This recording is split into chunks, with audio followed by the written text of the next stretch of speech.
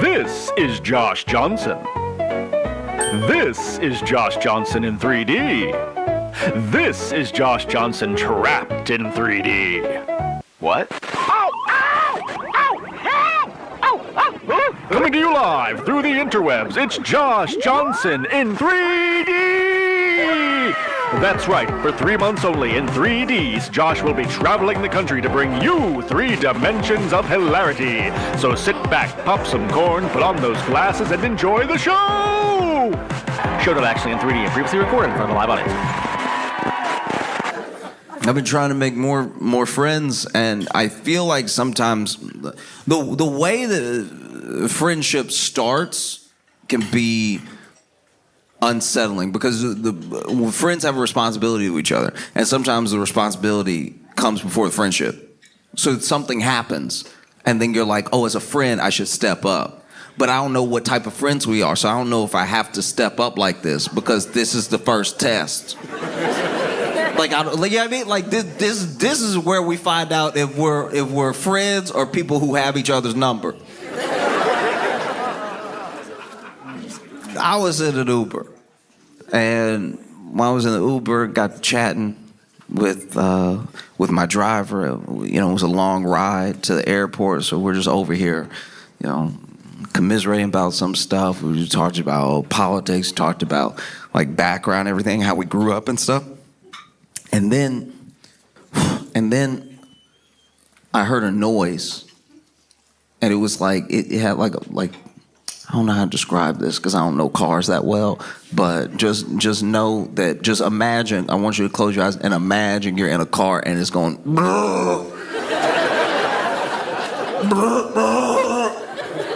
so this car's choking on what, I don't know. But he's just talking, and he's just going on, and I'm asking him what I try when I ask people questions to ask interesting questions, not just a regular, like, how's your day going? Just like something, especially if you give me some information about yourself. So I'm asking him some more questions about, you know, like where he grew up and what his dynamic is with his family now that he's moved away versus like what he thought it'd be when he was younger. And he's telling me because I'm asking these elaborate questions, but the whole time all I can really hear is like, oh. And I didn't want to interrupt him, but finally I had to be like, "Yo, dog, do you hear your car right now? You drive it every day, so like maybe it just does this at 3 p.m. and you don't pay it any mind, but like this is concerning because it sounds like it's happening under me." And then finally I'm like, "Hey, can you hear your car?" And he's like, "Oh yeah, that's weird, right?"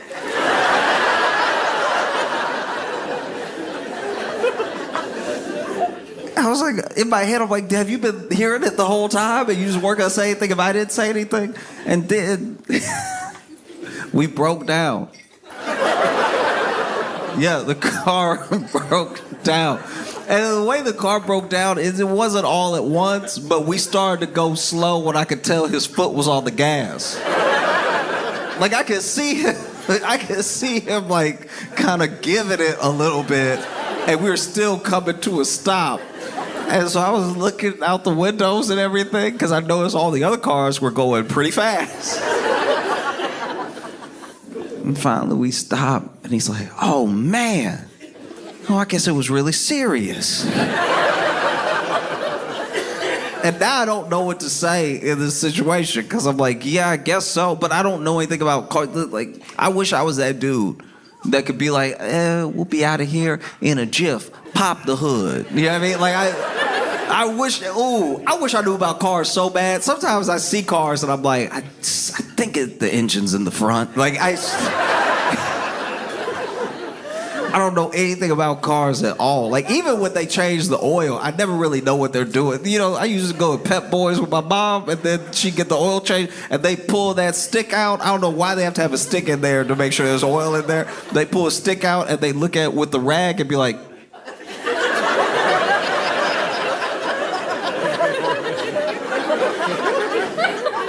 seems dirty. And then they just put it back. I don't even know what they were looking for. I thought they were looking for like how deep the oil went on the stick, but then I was like, that can't be it, because they were looking at like the quality of the oil or something. They put it back. And so once we broke down, I was like, Dang, yeah. Whew. This has never happened to me before. And he was like, this has never happened to me before. Man, what are we gonna do?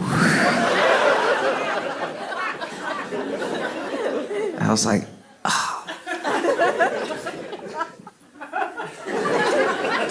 we? Do you know what I mean? Like, this is the moment where if your friends, this is where a friend steps up and is like, but I still had to get to the airport. Like, I was like, hey, I'm gonna call Lyft. Because in the moment, it felt best to switch apps. Like, I know this is one car, but in the moment, it felt like a whole thing. So I was like, I'm gonna go ahead and get a Lyft. And so I ordered a Lyft while we waited in the car.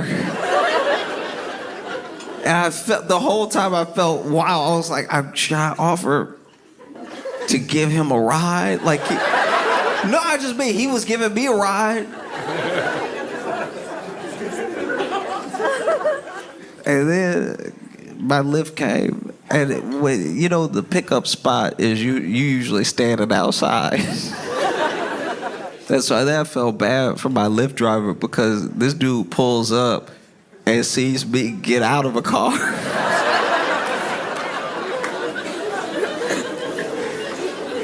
Pop the trunk, grab my suitcase, lean over to him. Can you pop your trunk?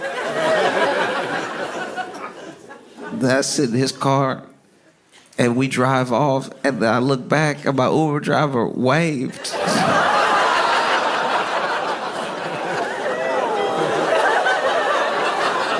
I was like, am I a bad friend? I didn't know we had a responsibility to each other like this. I'm sorry. Man, what was I supposed to do? I was late now. Even when I've been with friends that I've known for long, like, you know, you just stay decently in touch and everything, or you see each other once in a while. Like, I used to live in Chicago, and sometimes I go back and visit Chicago, and I see my friends that I made when I was there, and we only see each other when I'm there. You know, they don't really come to New York, and I don't really meet up with them anywhere else. When I'm back in Chicago, we make sure to hang out. And I was with my boy, he was walking, going to get some food, and out of nowhere, a mini drone, you know, like the toy, it fell out of the sky, fell on him, right? Like, hit him in the head. And I wish I was better in a crisis, because when it happened, okay, so when it hit his head, I went for cover too fast. Like, but in my mind, I'm like, drone's falling. Like, how am I supposed to know it's just this one? How am I supposed to not target and attack? Maybe they were trying to get me. I talk very reckless about the administration. I'm over here, maybe this one was meant for me. I know it's like child size. It wasn't like the full spy drone. You know, the big old drone that was like when those drones were over New Jersey and everybody could hear them. They were like plain loud. It wasn't one of those. It was really one of the ones you would get, you know, Christmas Day. And then you go out and, yeah. And yeah, no, thing came out of nowhere, hit him in the head. And by the time he grabbed his head to react, because it hit him hard, so he was clearly hurt, when he looked up to turn back to me, we were walking on the sidewalk together, but by the time he looked up at me again, I was under an awning that was like...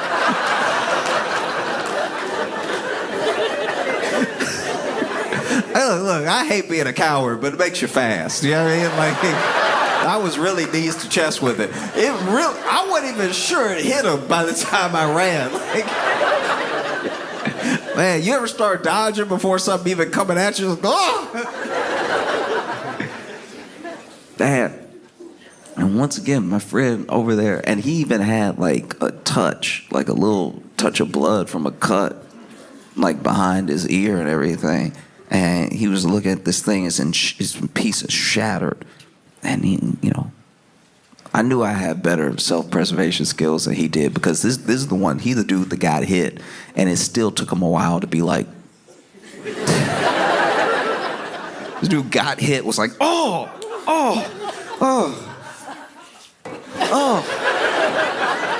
When you've been hit from above, don't look up. Are you out of your mind? That's where the trouble came from. This dude got hit in the head from above and then was like, is there more? So he looked over at me like, I was like, get over it. He came under the awning. He was like, once again, I had a friend ask me, what are we gonna do?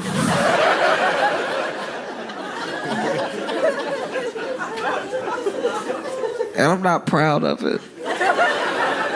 But I told him, I was like, it seemed like they after you. Whoever this is, I don't have anything to do with this. I don't live here anymore. I'm not going down with you. It's very important, especially as men, that we hold on to, we maintain strong friendships. It's very important, because on our own, like really solo, isolated, men, we don't do well. Because when we don't have friends, when we isolate ourselves as men, we do end up, shooting. This is true. Yeah. At least if you have friends, you're like, hey, y'all want to go shoot targets together? It is still very difficult and a skill to just have the courage to walk up to a person that you may never see again, that you don't have to have anything to do with, and become friends.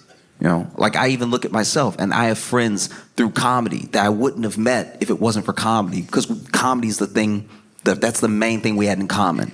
We wouldn't have been friends outside of comedy, because we just would have never run into each other in any other space, in any other way. And that goes for people who do lots of different things, people who do music, any special interest. This might be the one thing where you met this person you would have not met otherwise. I said all that to say I could not have imagined, if you gave me all the time in the world and a list of anyone who had ever lived, that Kid Rock-RFK Jr. would be this close. This is wild. This is like, I did not see this coming. Kid Rock and RFK Jr.'s friendship is out of this world. I've truly never seen anything like it. I've seen plenty of like middle-aged to older men become friends, but the way that they have bonded feels different. It feels very different. They put out an ad. They put out an ad, and for those of you who have not seen the ad, it's gonna sound like I'm lying until you watch the ad. You have to watch the ad to believe what I'm telling you, but this happened, and I cannot be one of the few people that knows about it.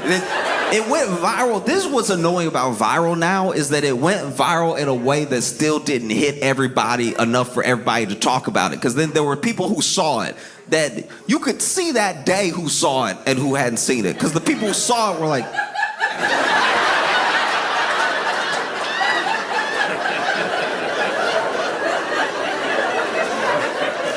Everyone who saw it looked like somebody poured Sprite in their eyes. Like, it was...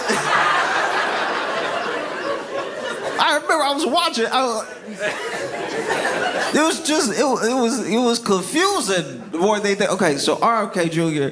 I think his next move is like, hey, let's get these ads out there, let people know that they should be healthy.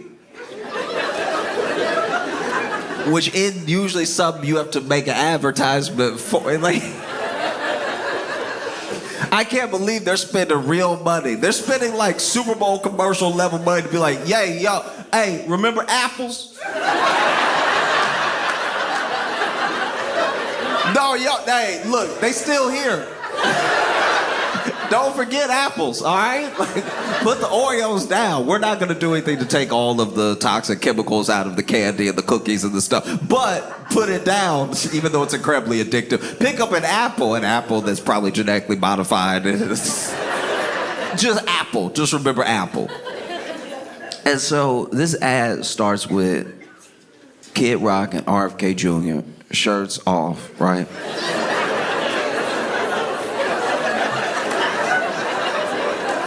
If I had to see it, you have to hear it.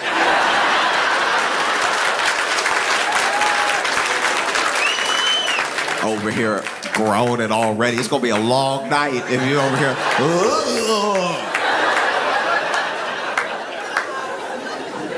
No, it starts out with RFK Jr. and Kid Rock, the two beacons of health.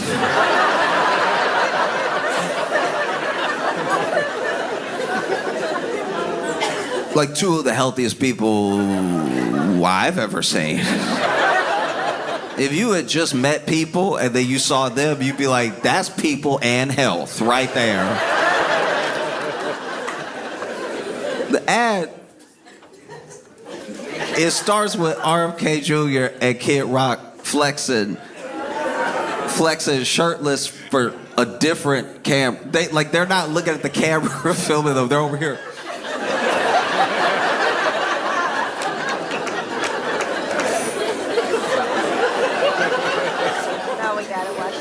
And look.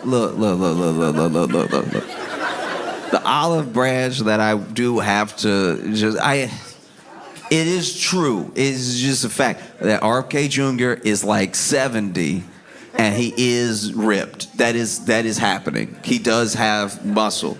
It does look like somebody poured it into a mold of a person, but it is muscle. Like he is. No, you know what I mean. Okay. No. Anybody here who grew up on dollar store toys knows that general toy that they made. You know that toy that they clearly used like the Superman mold for, but they didn't have the copyright for Superman, and so he was like Mr. Man, and so then they poured the plastic in that mold, and they didn't even make him white. He was like pink, like it's. It was like that. It was like RFK Jr. looked like if a raisin did push-ups. Like he does have the muscle. Like you can see with his shoulders and everything, his arms. Like all right, he has the muscle, and it makes me wonder what fitness means.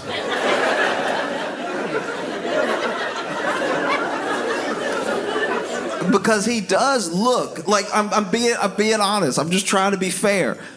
RFK Jr., when you talk about just like his figure, he does look healthier than most 70-year-olds. But then everything he says seems like it would kill anybody. Like everything he describes doing, he's like, oh yeah, I just been eating wheatgrass for 67 years. You're like, nothing else? No.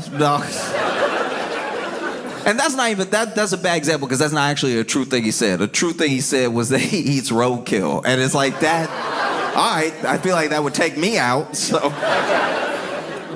It feels like a weird balance of health that he has. Like in one instance, he's like ripped at 70. It's like, okay, how do you pull that off? And then he'll also talk about eating a bear carcass. And you're like, there's no way. There's just no way. And so it starts with them flexing at what looks like a different camera. And Kid Rock got a towel over his shoulder that's covering up a lot. It's covering up a lot of body. And I get it, because if I'm honest, like, once again, I'd say a lot of things. But if I had to stand next to RFK Jr. and he looked better than me, I'd have a whole toga on. I'd be like, you're not catching me today looking smooth while you looking ripped. That's not the cards for me. And then it shows them, the camera pans to a taxidermied bear with a hat on, holding what looks like a sword.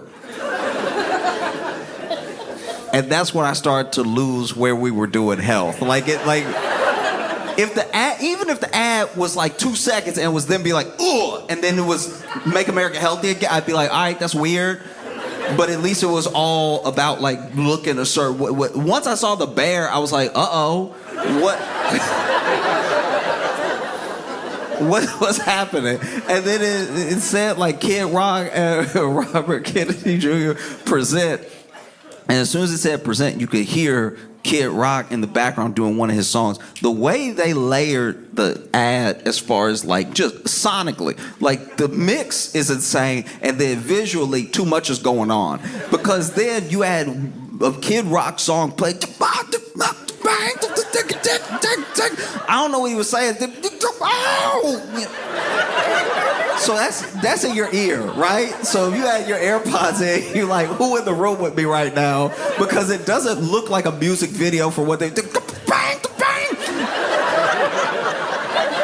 And then in front of you, you see the the image of the bear melt to just the flag flowing and a shark for no reason. Also, it's very important that I point out, it's been 4 seconds. The whole ad is insane. You gotta watch it. So you see a shark for no reason, and the shark that pops up out of the water, I'm like, is that the shark from Jaws? Like, what does that have to do with anything? And it said that, you know, Kid Rock and Robert Kennedy Jr. present Rock Out Workout.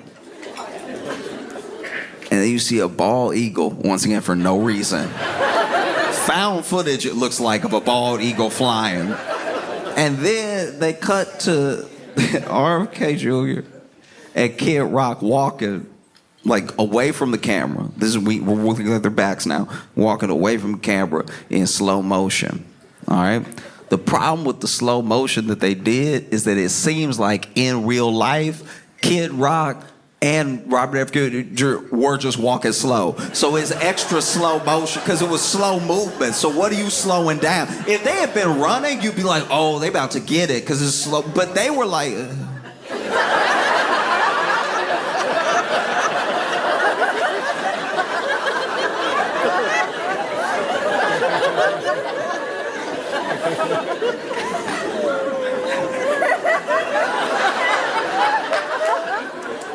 And then, while we're cutting between them walking in slow motion, we see them holding a flag outside by the pool across what looks like a mini Statue of Liberty. Kid Rock's house is insane. If this is his home, I don't know why he has anything in there the way he has it.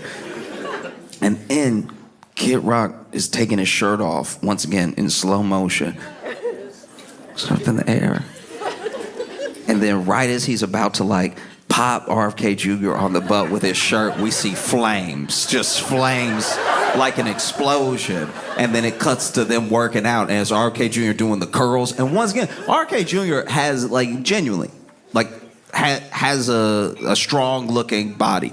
Kid Rock looks exactly how you think he would look. Like, I've never seen somebody's body, because okay, remember in COVID when you met people masked up and then you finally saw the second half of their face and then you realized you didn't put faces together the way you thought you did? Do you remember those old slide games where you'd have to like mix and match faces and you're like, I played that when I was little. I know what the bottom of their mouth looked like. And then as soon as they took off the mask, like as soon as everybody vaccinated, we could take them off and you saw them. I met so many people twice. When I tell you people who I met and I became friends with during COVID. And then, they over here, hey, Josh, how you doing? I'm like, hi, sir, how are you? Didn't recognize him at all. I don't understand how faces work in the league. If you cut off here, you basically don't have a face to me anymore. So then you see Kid Rock, and you see him working, like RFK Jr. is like working out, and then you see Kid Rock doing some sit-ups. And they cut from the first sit-up that he was doing by himself to a sit-up where RFK Jr. holding his feet. which means the people making this insane ad, this truly like out of human consciousness ad, saw Kid Rock do a sit-up and they were like, not like that. And when it got RFK Jr. to hold his feet, and look, you should hopefully be in a position where if you are out here doing sit-ups, you can have a friend, they're working out with you, they'll hold your feet. I'm not making fun of that at all. What I do think is unfortunate is that clearly they had done several takes because Kid Rock did the first sit-up no problem. I don't know what happened between sit-up 1, 2, and 3, but the third one, it seemed like he was fighting for his life coming up. First one, he's over here. Second one. Third one.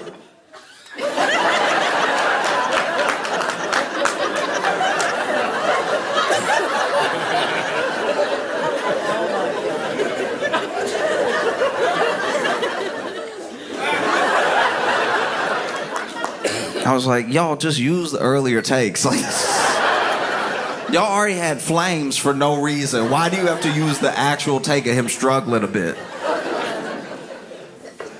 And then after that, we see them in a sauna. And they're in the sauna, and maybe I've been using saunas wrong my whole life. I thought you got in the sauna to like sweat it out, or, I thought you were supposed to sit in there, chat about business or something like that. They had the exercise bike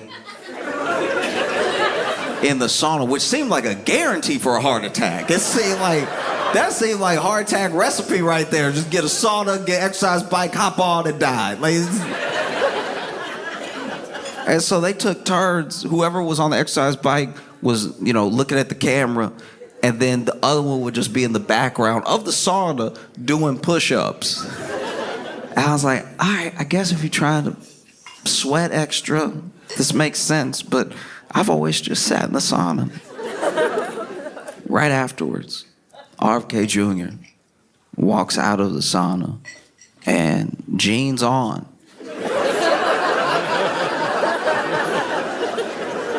Hops into a cold plunge. Let me tell you the psychotic behavior of jeans on cold plunge. A cold plunge is already something you have to get your mind right to do. You already have to get yourself, all right, it's going to be good for me, helps muscles, calm down the nervous system, whatever your reasons are for getting in there. To get in there in jeans means that you have left society behind. I saw this man hop into a cold plunge in jeans. I'm like, there's no human way. This man hopped in, and obviously barefoot. Took off the socks and the shoes like you would before you get in, but left the jeans on. Do you not wear underwear, sir? I wouldn't be surprised if he did. I wouldn't be surprised if he was like, no, I actually just wrap my undergarments in barbed wire. It's good for... He gets out of the cold plunge and then just starts walking around Kid Rock's house looking for Kid Rock in what is one of the worst stage sketch portions of anything I've ever watched. Because he's clearly supposed to, for this next scene, find Kid Rock and then bring him to do the next activity. Because Kid Rock's lounging around, right? He's not taking it serious. Come on, Kid Rock. We got more working out to do, right? The problem is he walking around Kid Rock house wet, in wet jeans, stops right in front of the camera and goes, "Where's Kid?" Not only do you know the answer, but please, I'm begging you, in the time that we're living in the year that we're living in this administration that we're under, please, as a 70-year-old man, no matter who you are, no matter where you are, please do not walk around soaking wet in jeans saying, "Where's Kid?" The idea This man walk around somebody's house dripping wet. Where's Kid? You better have dementia. You walking around here. Where's Kid? And then he finds Kid Rock lounging around in the pool and everything. And then he's like, come on. So they can go play pickleball. You know pickleball. You know the healthiest pastime of all time. Pickleball. They had a little face-off, and then every time they hit the ball, it would either be lightning bolts or flames that they had imposed onto the screen. But they played a couple of serves of pickleball, and then they go back to the pool. RFK Jr. takes his shirt off again, and then with jeans, in jeans, jumps into the pool. He loved being wet with jeans. This man's favorite thing is being wet with jeans. I thought it was eating roadkill, but apparently it's being wet with jeans. And then they both had a glass. They both had a glass. They both toasted. They knocked glasses together. And it wasn't water. It wasn't water. You should drink your water. It's good for you. Please drink water. Stay hydrated. It's very important, especially when it's hot out. Drink your water. Drink water every day. Take care of yourselves and drink your water. They were not drinking water. They were drinking milk in the pool. This is one of the sickest things I've seen in a long time. This is, look.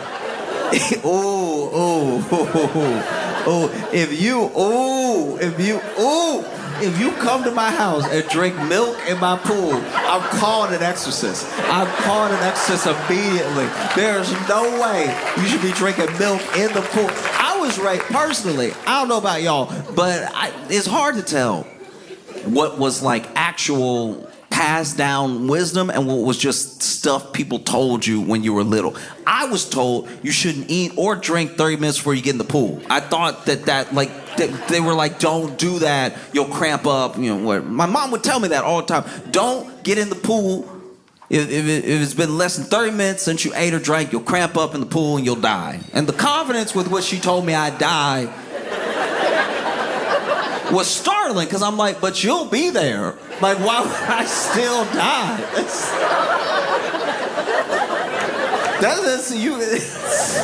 She made it sound like she'd stand at the edge of the pool and be like, I only save people who listen, so sound like that's you. No, I was, blown away. I was like, don't eat or drink 30 minutes before you get in the pool. I even heard some people grew up hearing 45 minutes. I don't even know how that's possible. If you have a pool party, nobody's gonna make it in. But they were sitting in the pool, drinking milk, and then the text came over on the screen that said whole milk. As if that was our problem with this. As if they jumped in the pool and started drinking milk and we were like, that better not be 2%.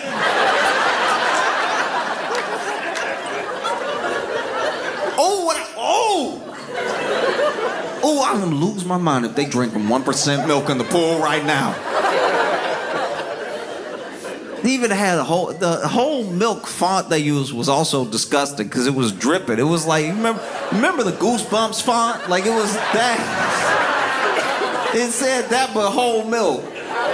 And the W falling off, like a W dripping. It looked like, you remember Slime Time on Nickelodeon? It was like, they just toasting and drinking whole. Oh, imagine. Oh, this is so unfair. Imagine being in the pool and somebody got a milk mustache on.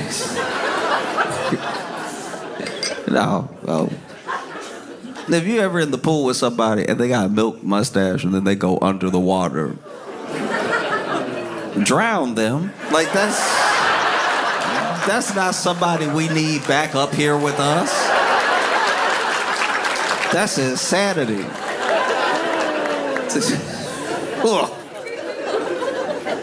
It's very weird just to watch them in the pool together, and then they were over here toasted. Kid Rock raised his glass of milk. mouthful of milk. And then came over black, make America healthy again. And the thing about an ad is it's supposed to raise awareness or make you want something. And in this ad alone, you've turned people off of saunas, off of cold plunges, off of jeans maybe, who knows? Like this. I put on my jeans today, was thinking about how RFK was dripping in Kid Rock's house. I've been trying to find positive things on the internet, which has been difficult. It's difficult when you have a problem of being like chronically online, but you also want to be positive. I was in a roller coaster this past week. That little monkey punch. Yeah, this is crazy. All right, for those of y'all not on, I know you probably didn't see it because as viral as it went, it's all splintered now. And so there was this little monkey called Punch, which already too cute of a name. You got to name him like, Derek or something. You can't just like Punch is like too sweet. And it's a baby monkey, and he's at the zoo, and he wasn't accepted by the other monkeys. And so the zookeepers gave him like this little plushie monkey. And so he brought the plushie monkey everywhere with him because it was his only friend, And it was really sweet to see him with the plushie, but then he'd go up to other monkeys and they'd be like,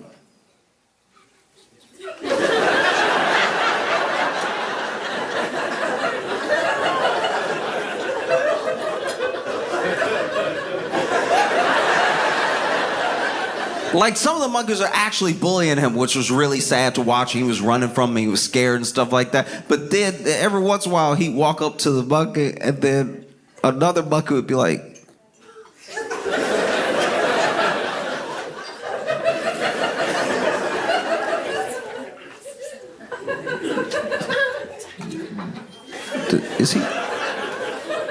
is he carrying a dead body? Like he's like.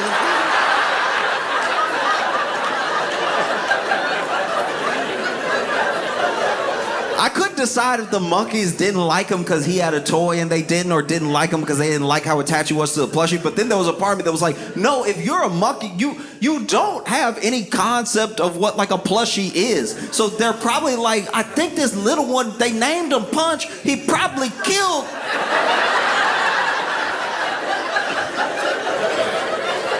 He murdered a monkey. And so we're all on the internet like, leave Punch alone. But the monkeys in there are like, yay, look, if he walk up, you gotta square up because this one to kill him. This one really, he really lived that life. You see, he killed that other one, been dragging him around and hugging him. No, he been hugging. That's a real psychopath to kill somebody and then be like, I miss you, dog. Like that's terrifying. I've never seen that in my life. I had to be rescued from the wild. I've never seen anything like that ever. Joe, it's crazy. And so then you saw them like, he would walk up and they run away and everything, or they like, ignore him, like they just straight up turn around. And that was probably one of the coldest. A monkey turning around on you is so disrespectful because you know how smart they are. Like that means they exactly mean to do that. You know what I mean?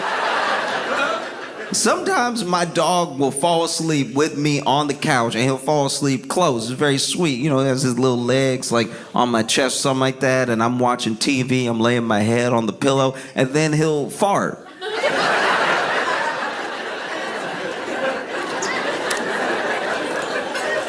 This dog will fart. This dog farted in my eye. This dog farted way too close to my face. Because when they're laying there so cute, you forget that they can be disgusting. And so you let them lay too close to you or the pillow. And so my dog farted. I spring up because my dog has farted in my right eye. And because I spring up, my dog wakes up. When my dog wakes up, he's like, oh. It's not intentional at all. When a monkey turns its back on you, it means exactly what we mean when we turn our backs on you. Like, Punch would walk up.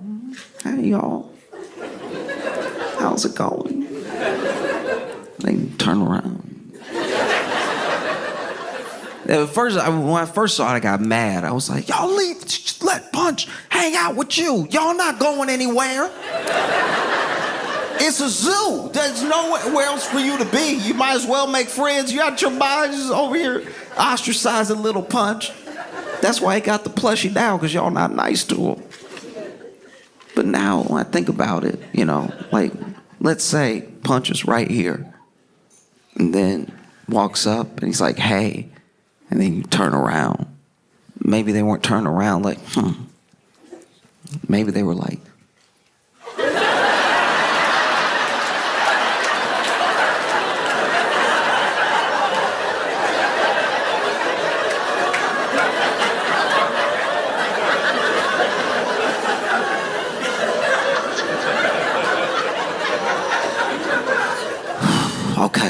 okay, y'all, wait, is he still behind me? Is he still behind me?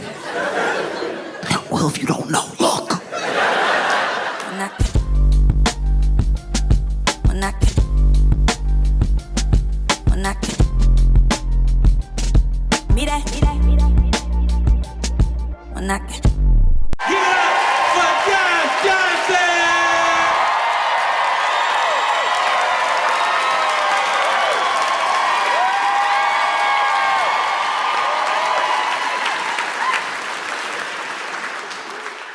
It's awesome to be here with you in Calgary. I appreciate y'all so much.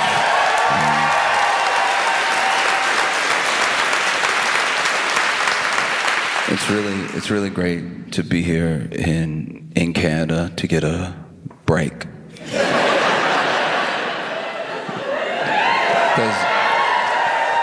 Because when you live in the U.S., you like live there. And it's like all the time. Like you there like every day. Like unless you travel, you there every day. It's all happening all the time. You have the notification on your phone. It's bad. It's every day you wake up, you're like, oh, again. No, it's rough. It's not the best time. It is not great right now. You know. And I'm impressed by you all because you all keep up with your news and our news. Like, you know what's going on here, you know what's going on, where we are and stuff. And yeah, I know that you're probably concerned because you read the news and it's close. But trust, we are more concerned because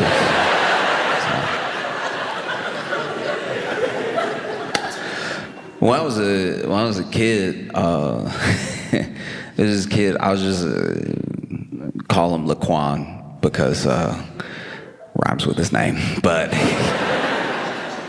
I always wanted to be really good at like climbing a tree. Like when I was reading stories growing up, some of my favorite characters were like very outdoorsy and they could climb trees real fast and everything. Maybe that'd be half the story was climbing the tree. And I just didn't have the grip.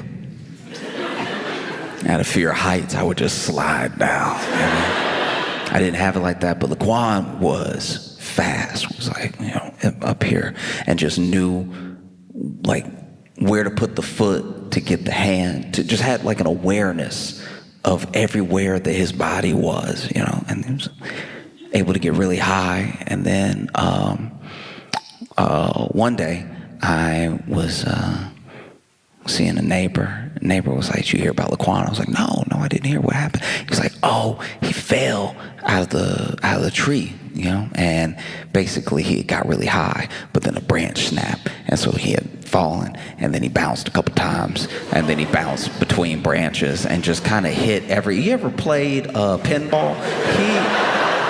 basically did that all the way down to where the actual final landing was pretty soft, because every branch before that really broke his fall from what would have been a dangerous fall was now more of a plop with several lumps all over his body, right? And hearing that story was like painful, because the kid that was telling me about it was there, so he was describing it in great detail. He was like, and then he was like, boom, and then he was like, boom, and then there was one branch he hit, he was like, oh, boom, boom, boom, boom. And hearing it was like jarring, you know? I can only imagine what it would have been like to be Laquan falling out of the tree. And that's what it's kind of like to be in the US, as you like hear.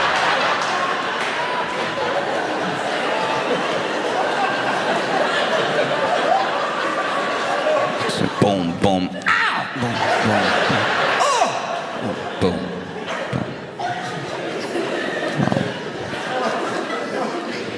Because I try when I go to different places to read a little bit of their news. I have to admit to you that I am not like so internationally minded all the time that I'm reading everybody's news all the time. I'm mostly focused on the news where I'm at. But in preparation, coming to Canada, I've been coming to Canada off and on for the past 2 weeks, and I've been reading news of the places that I've been going to, and let me just say, truly, it has been so sweet.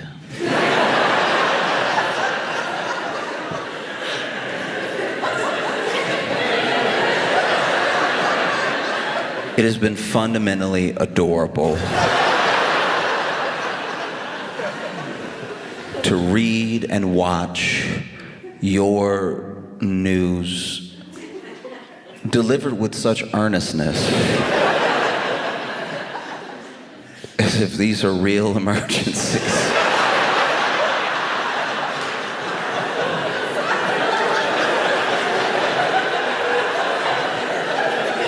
They're not, I guarantee you they're not. To just...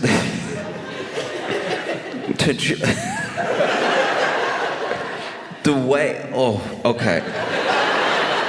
Even today, you know, I went to Montreal, went to Ottawa, Calgary, and I was in Ottawa, and whew,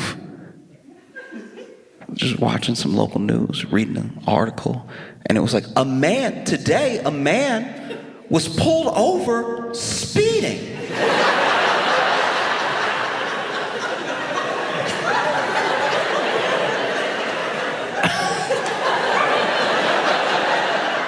I mean, where are you off to in such a hurry, buddy? Is the car not enough? Is the vehicle not enough? You have to punch it. Maybe you should have left earlier, all right? Maybe think about that. Think about your own safety, safety of others, you know? Speeding. Now, look at yourself. Got yourself pulled over, now you're late, all right? A man today was pulled over speeding, and when the police pulled him over, it turns out he had drugs in his vehicle.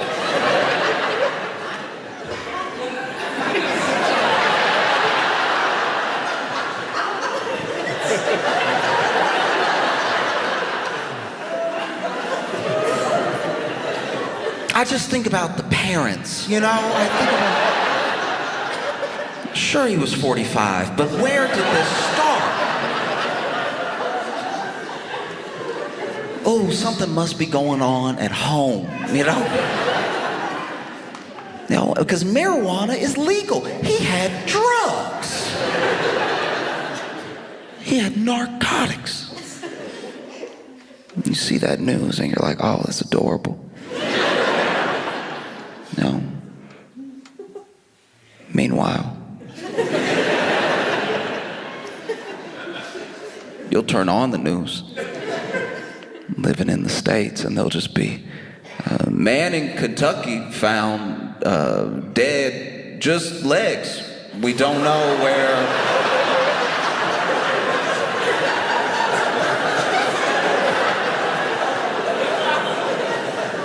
We have no idea what happened to the top half. It is just legs. We're assuming it's a man. These could be any legs, really. We just just sort of said man because of the size of the shoes, but while we're at it, let's just be on the lookout for anyone. If you see any top halves missing a bottom half, please call this hotline. You know, you see it. You see it all around, even here. You know, come here, turn on the news, maybe read some news, and you see people angry, distraught. They're Canadians in Calgary, furious, right? Interviewing them, and they're like, I can't believe that our city, I can't believe that the province would put a sign right here.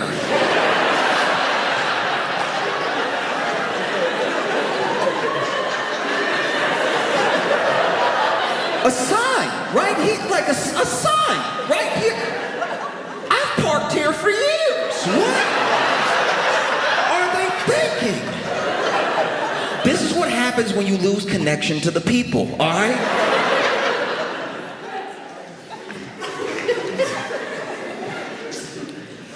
Meanwhile, in the U.S.,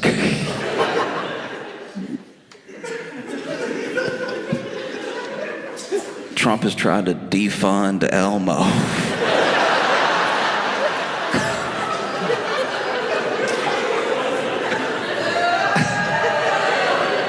I didn't do it.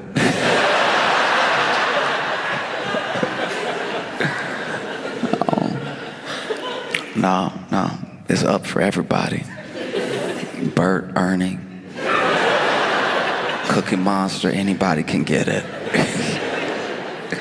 Nobody's safe. And so you see, when you come here and you get a break, you know, you see people like upset about something, but it's not like an umbrella of an issue. It's just their issue. You know what I mean?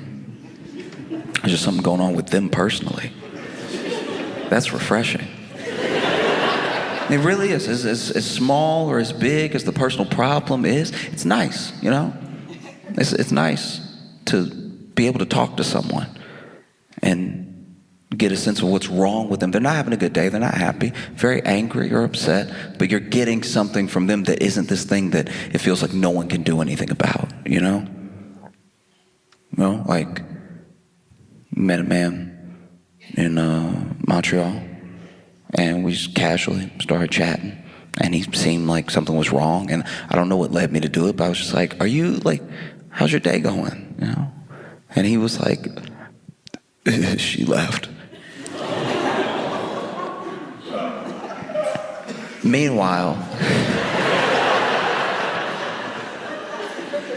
in the U.S., if you ask someone how their day is going, depending on who you ask, depending on the state or city, you're gonna get a very different answer. But a lot of the people that I've asked, hey, how's your day going? Maybe I'm just at a store. They're ringing me up. I'm like, how's your day going today? And then they're like, oh, you didn't hear?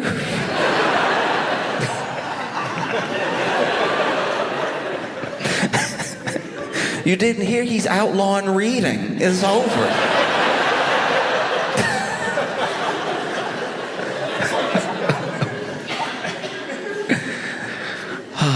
No, it's rough because then, you know, we have Trump wins. I know y'all saw. And then he's talking wild. He's like, Canada's gonna be the 51st state, right? I didn't say it.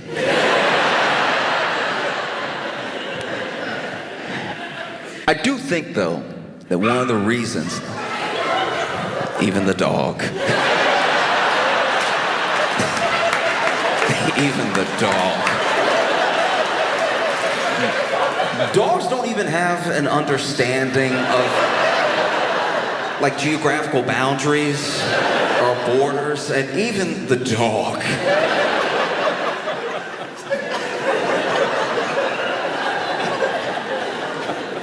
That's wow. Did y'all do that on purpose? I know you've been booing every time somebody says 51st state. Did you teach the dogs to also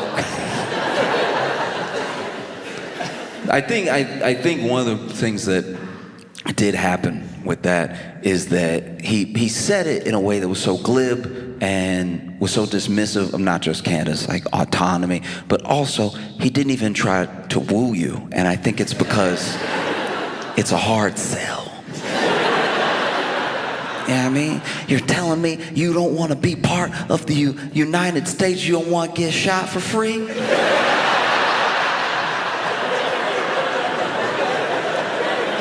No, in the U.S., let me tell you something. In the U.S., the United States of America, you get shot for free. You only have to pay to take the bullet out. You don't want to have the health care you have now, but not, you don't want to...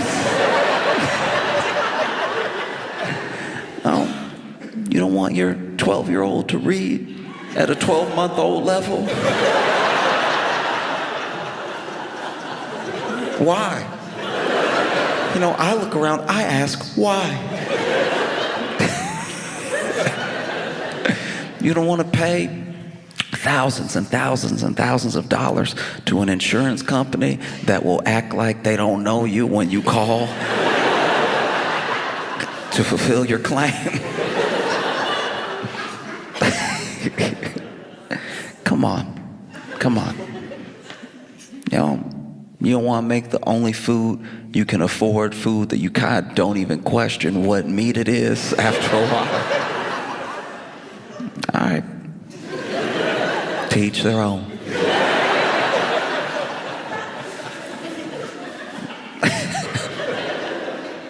You know, because look, it is a tough sell to be the 51st. I don't think that it would really work. One, because of the things that we're used to. You know, just in government alone, you have a parliamentary process. We have Congress, right? You have several parties. You have lots of parties to choose from. I say lots because we have 2. So even 3 would be like, wow.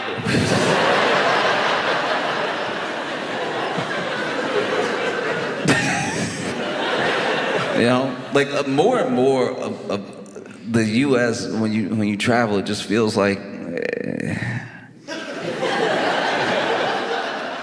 it just feels like as someone from the States, when I go to other places and I'm learning whether it's their culture, different processes of government or just customs or something, I always come off like I'm not used to anything. Like they took me on a date and I got to the table and I was like, salt and pepper.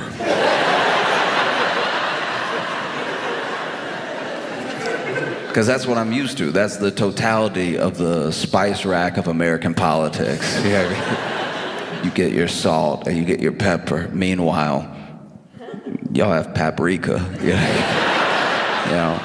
I'm not saying it's perfect. You know, you have these like 5 parties, only 3 are probably ever gonna win, but you get these like choices, these different pushes, you know. In the US, oof. We got Republicans, we got Democrats, and we got like Jill Stein.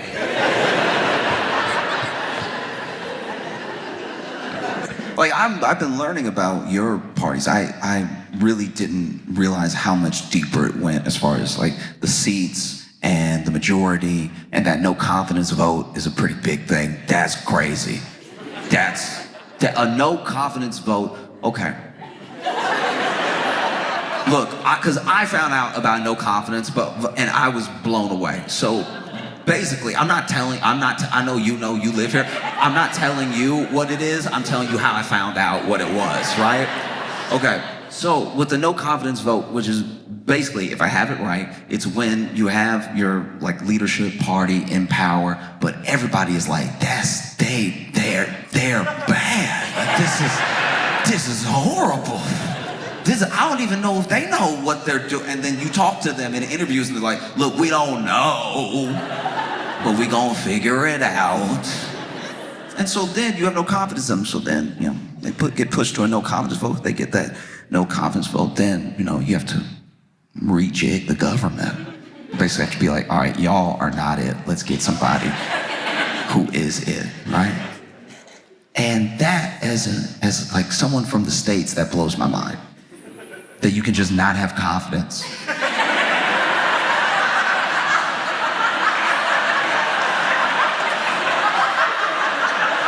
That you cannot have confidence in your leadership and you don't have to wait.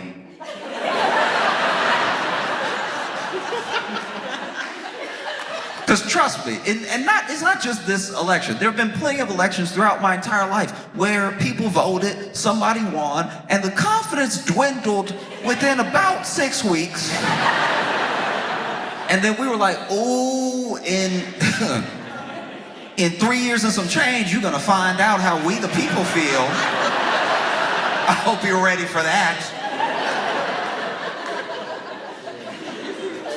No, I don't think you can get people who are a part of a system that has like a parliamentary process that has no confidence votes and then give them what we have in the US. I don't know if that would go well to be like, no, I know we voted for him, but that was a different time, and we didn't know that he was out of his mind.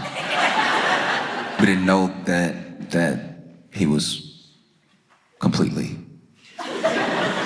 When he was talking, when he was running, all the brains seemed like they were in the head.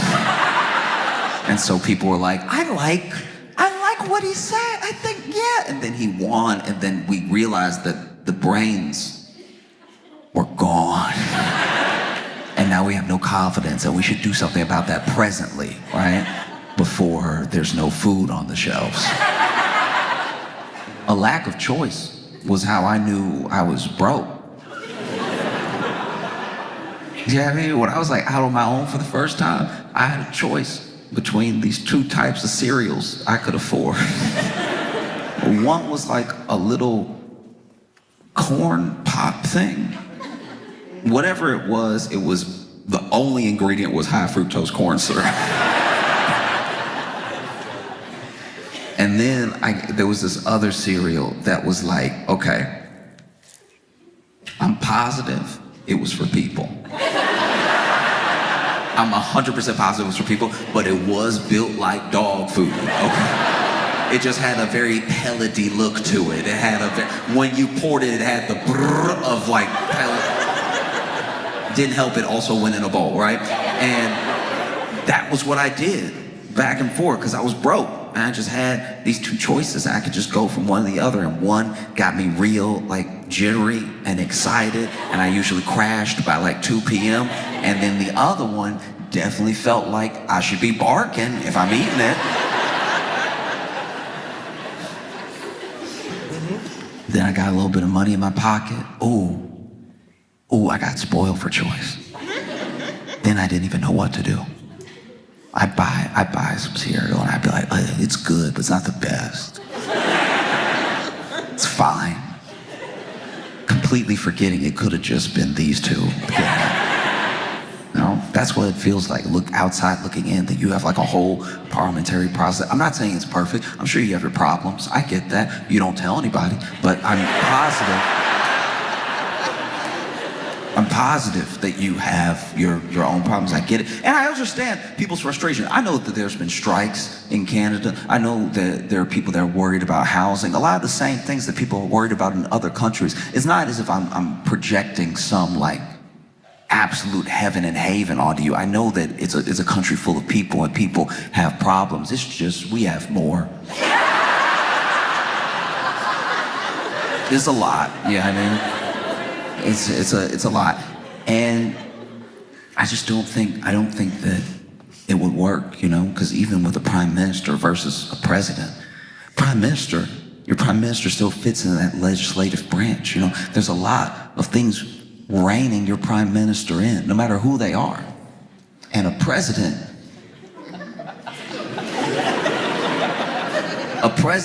we're coming to realize by accident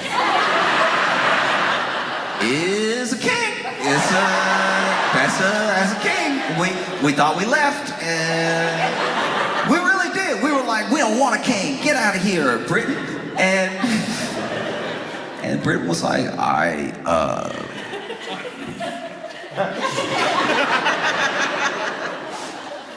give it a couple hundred years. You'll want one of us. No, because we have this different branch, this executive branch where the president's power resides that is deciding to not really pay attention to or heed our legislative or judicial branch, you know, because it's really the legislative branch that's supposed to decide if we defund Elmo. That's really their purview, but he was like, no, I'm the only one that gets to look like this.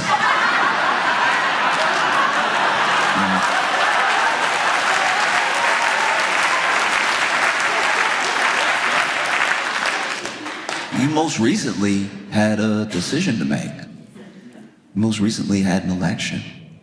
And, I was here before the election, now I'm here after the election, and I was never gonna tell anybody what to do. I did, while I was in Montreal and Ottawa, tell people to just look across the fence. Just check if you like that. Because they always say that the grass is greener, but sometimes your neighbor doesn't have grass. Sometimes it's just a Buick on blocks.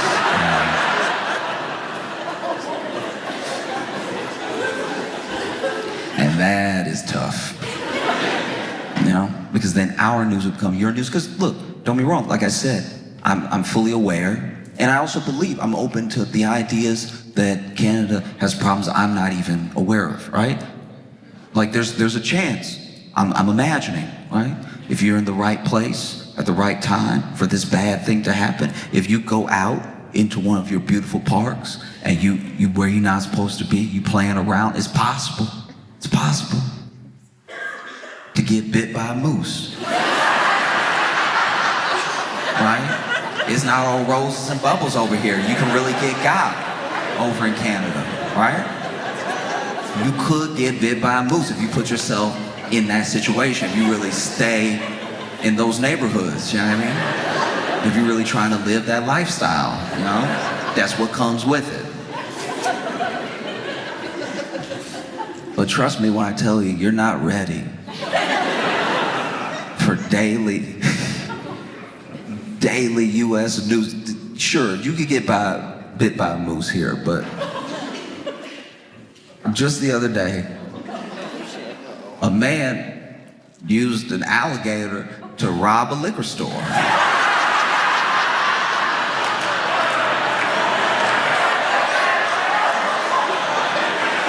Which is one of the more effective robberies you can engage in, right?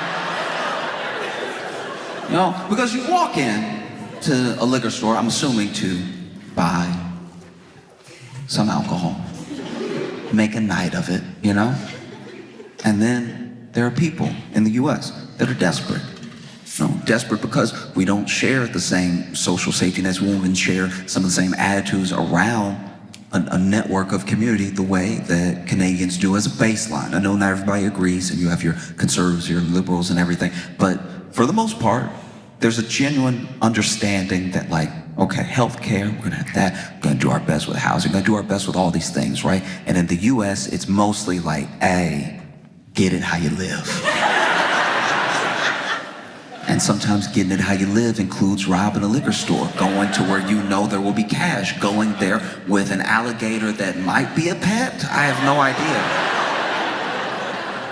I truly don't know if this is a pet or if this is an alligator that he found, or if this is an alligator that he going in on it with. He's like, look, if I get the cat, because look, I do like the idea of them being partners. I do like the idea of them getting together and being listen, all right, you like raw chicken, you like raw chicken thighs, okay? If I have cash, I can buy that stuff, I can give you some of that, so we'll split it in chicken thighs and cash. Cash to me, chicken thighs to you, just so that we're clear, right? So I'm gonna go in, I'm gonna pick you up like a puppy, right? But then I'm gonna grab the back of your tail, I'm gonna swing you around, right?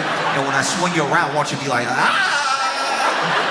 just really make a show of it, keep the mouth open, let them know what could happen if they don't act right? Because he didn't go in, this man did not walk in holding it like a rifle, like anybody can get it. Hey, don't move. right? No, this man came in, swinging gator at people, right? And people couldn't run out fast enough. Now, it was a mistake to start swinging it in the doorway because you really only want the actual cashier to be intimidated. Now, you've made 8 people think, all right, it's all of us against him, the alligator. You have more adversaries than is necessary.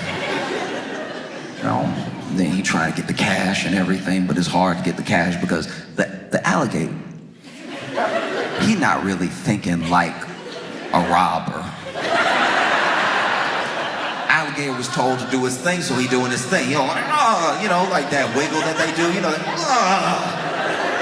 going as hard as he can, throwing hip, right? Like, alligators don't have booty, but if they did, he'd be twerking, right? Snapping and everything, which does make it hard to get the cash, right? Because now this cashier trying to put it all in his hand. This dude didn't have a bag. So now he just got to stuff cash in his pocket while holding on to the tail of the alligator. And the alligator, I don't know. I don't speak alligator, but I'm assuming the alligator is like, is this part of it? Because after a while, the alligator is being more difficult than helpful, right? Stuff, and then he runs out, they call the cops and everything. And look, I can't imagine what it's like to be a cop that gets the call that there's someone robbing a liquor store with an alligator. I'm sure those cops were like, couldn't it just be a gun?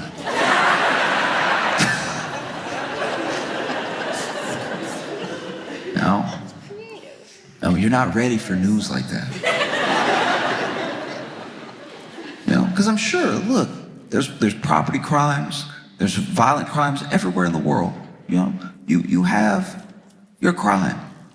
But it seems like, from what I've been reading about your crime, that it does, and I don't mean this in like an insensitive way, but it does seem like most of your crime kind of like makes sense. Like you get to the bottom of it, and it's like, oh, he wanted what he had, and so he stole it from him, right? The U.S. has a lot of weird crime because a lot of our resources have been shut down, right?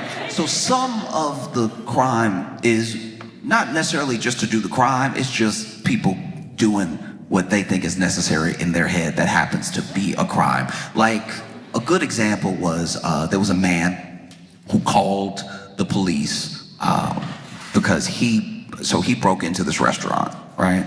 Broke into the restaurant and I think he just wanted food. That's what I'm gathering from like the call. So he just wanted food. He called in to 911 and they were like, 911, what's your emergency, right? And he's telling them off top, look, okay, I'm not where I'm supposed to be. All right, I did break in here, get a little something to eat, make a little snack, all right? But somebody else is in here and y'all need to come quickly.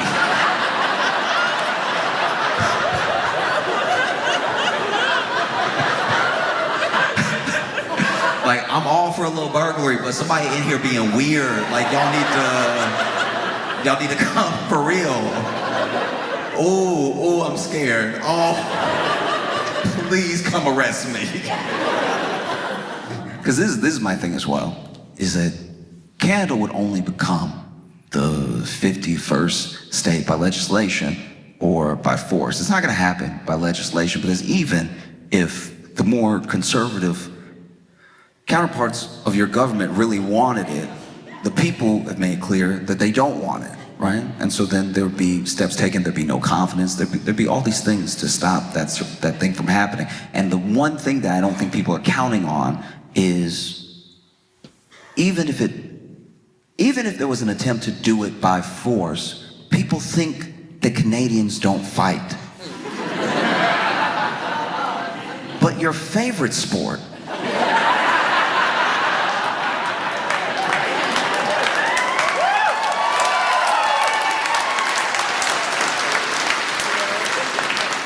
your favorite sport in the world, you have access to all the sports. You have access to all the sports. I understand it gets very cold here, but the one that you picked was the one where a fight could break out at any time.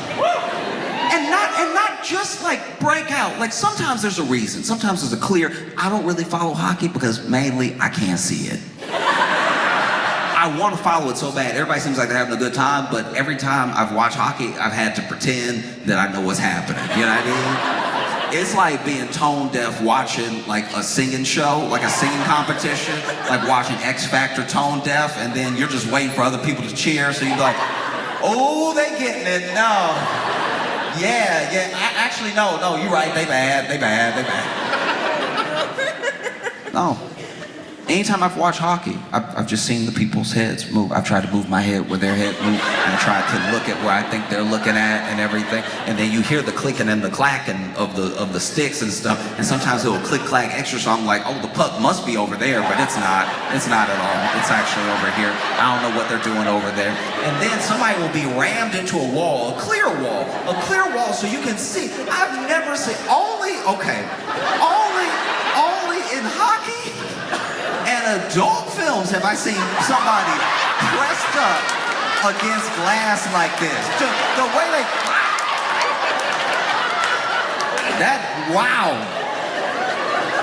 Wow. That, I remember the first time I saw it, I was like, ooh, y'all think he gonna come through? No, and then you have the fights. And the fights are very interesting to me. Truly, because it's like, there's a strange energy to the fights.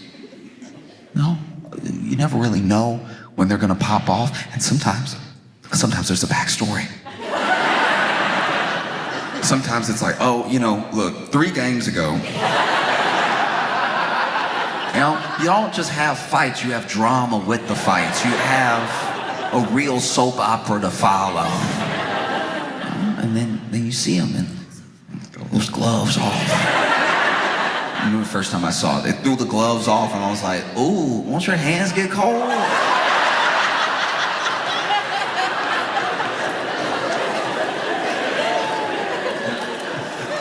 And then they go swinging each other. And then what I really love is they grab the jersey for leverage.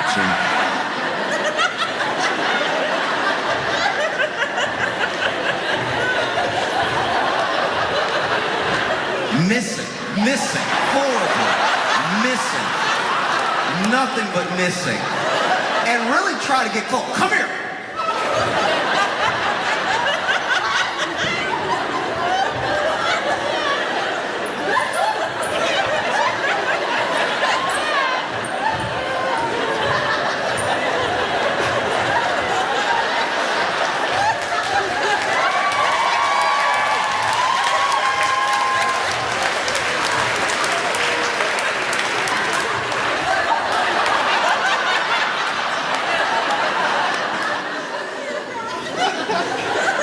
Missing.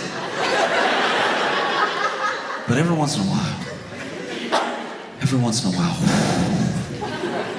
you get somebody with incredible balance and hand-eye coordination. They throw those gloves off, they grab them. You would think they weren't on skates. They swinging around and sliding, but they're still like...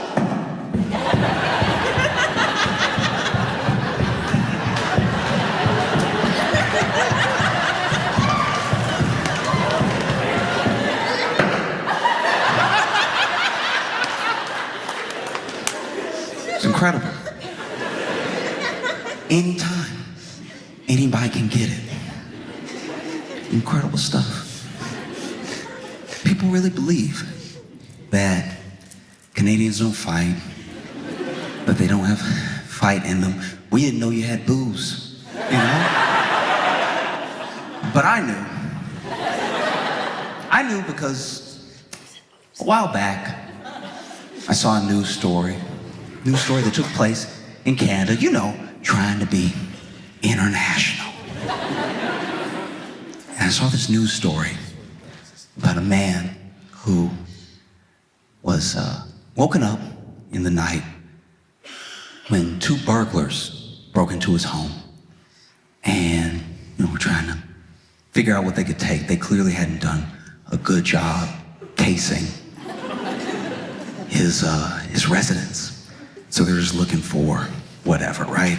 And then he wakes up, and let me first say this. If someone breaks into my home and is looking for what to steal, I don't know if I'm gonna confront them immediately. I think I might try to come up with a plan. You know, maybe I'll pretend I'm a ghost.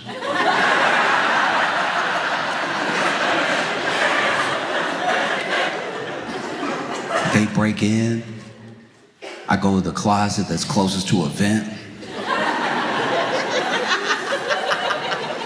I'm like, ooh, spirits live here, ooh, y'all better stop, ooh, you gonna have to return it or something, like, ooh, you gonna be haunted, ooh, you don't wanna be haunted, I don't care how big you are, you can't fight haunted. Everything in here cursed. You don't want those problems. You know? Maybe that doesn't work. Maybe they're not afraid of ghosts. Maybe they don't believe in ghosts. Maybe they know it's me. Plan B. I'm gonna act like a bigger man. They haven't seen me yet. No? Lean around the corner. Hey! Hey, don't make me put my killing shoes on. Yeah, you lucky I don't have my shoes on right, because if I put my shoes, ooh, everybody dying in here.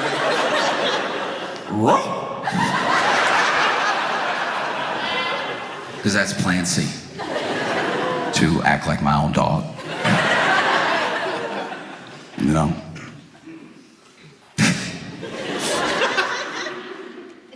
Lean into my phone, make a recording, put on the ground, slide it down after I hit play. That way they think it's behind them.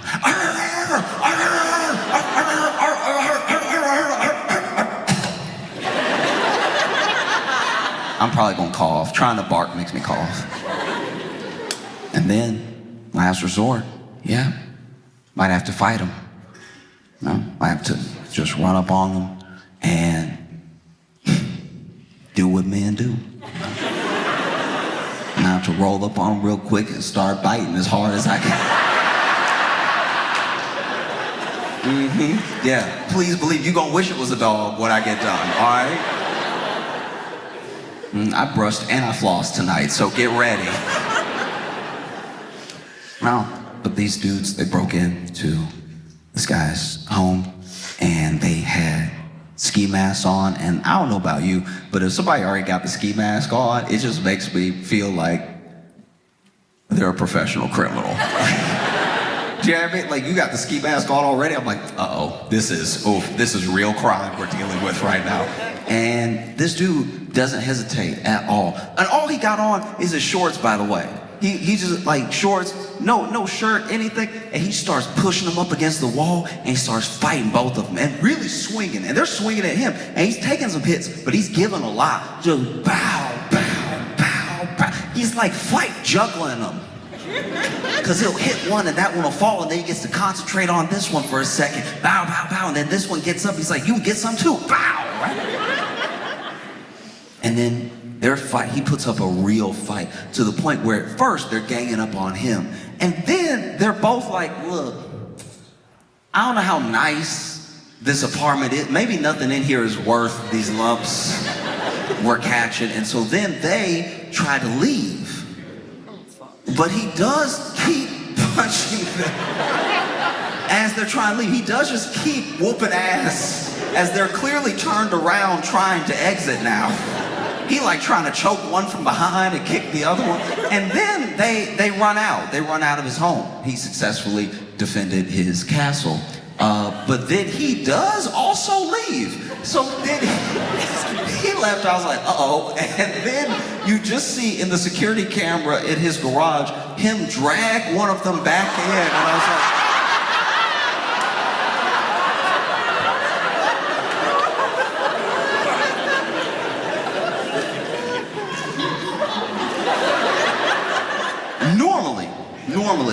In the U.S., there's a sentiment around this sort of thing. Like, there's warnings. It's like, you know, there's yard signs. Don't come unless you're armed. Blah blah blah. Like, there's a very frenzied passion. There's a fever dream in the U.S. of legally being able to kill someone that comes into your home.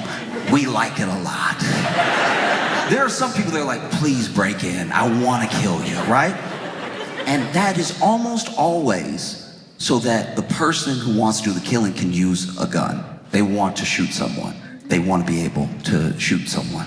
And this man, this Canadian, he didn't have a gun. He desperately wanted to use these hands. He brought them back into the, I don't even know what crime this is now. Like, this was burglary, and it has turned to kidnapping, I think.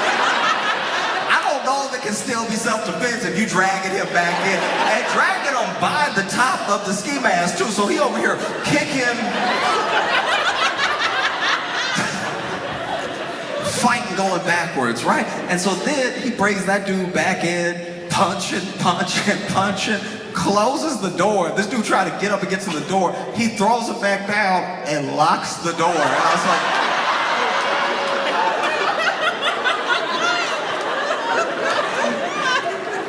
like, y'all done accidentally broke into the devil's house. That's crazy.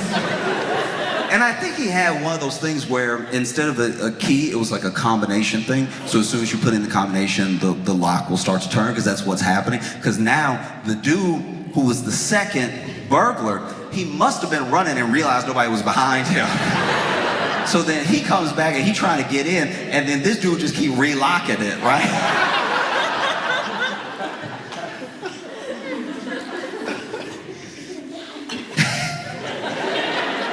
So then finally, you know, this dude just manages to get the ski mask off the guy, so now you see his face. Now his face is on the camera and everything. But then, I don't know how well this burglar could fight. It didn't seem like well at all.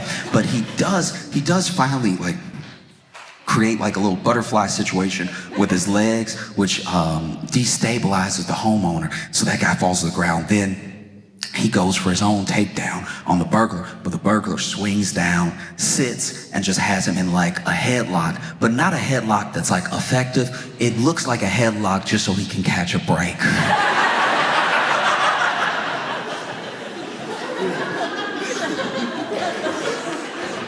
You know, so when you see Trump talk about like a 51st state, I feel like if I worked at the White House, I would just bring an iPad and like, Mr. President, this is what they do.